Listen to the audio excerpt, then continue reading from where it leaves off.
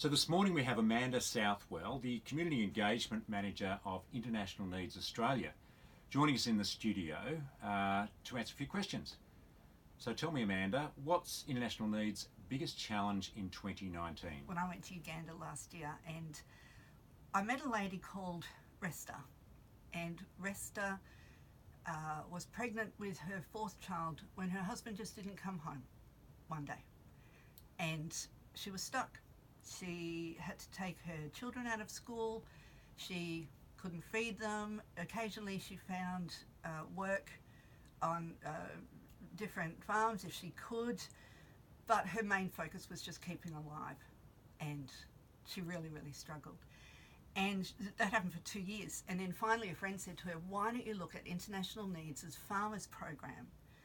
So she said, fantastic. I'm going to have a look, and we gave her education on farming practices. We gave her a bag of hybrid maize seed and some fertilizer, and she went back and she used all that knowledge and everything that we'd given her, and when it was harvesting time, she actually got 2 tons of maize from her very small acre that she had.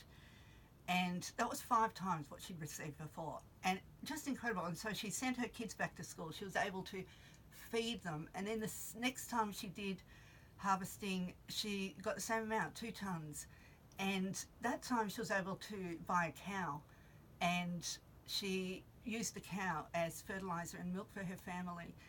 And she was then able to, I loved this bit, she was able to buy a banana plantation.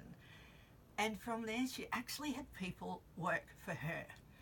And rather than being the one, struggling to try and find work, she could get people, she could be the one who hired people, and people worked for her. And we met this incredible woman, and we saw these children that were being educated, and it was all because of the International Needs Farmers Program. And we actually went to a farmers group, and I remember being in the van and all these women coming around and singing and dancing, and then but they actually created dances for us and songs, and they were like doing this hoeing, because we couldn't of course understand a thing they were saying, but they were hoeing, and we knew that they were talking and singing about us. And so many of them stood up and gave testimonies, these women, about how the International Needs Farmers Program had saved their lives.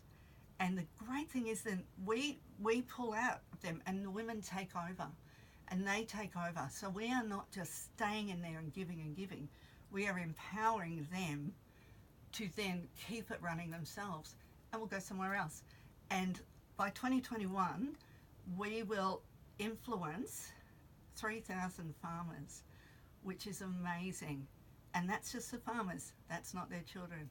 So these people will be empowered. This is incredible life-saving stuff, just because International Needs goes in there and supports them. And that's the kind of thing that we want to tell people about, is the way that we, through the support of other people, and through the support of people partnering with us to continue this journey with us, are saving the lives of people, and are going in, and people knowing that we're a Christian organisation and changing lives and saving lives. So that was life-changing for me. We went from there and set up a program called She. I support She. It's really just a fantastic knowledge that what I do is helping to change lives as well. How can our community make a difference? Okay, the most important thing you can do is find out more about us. So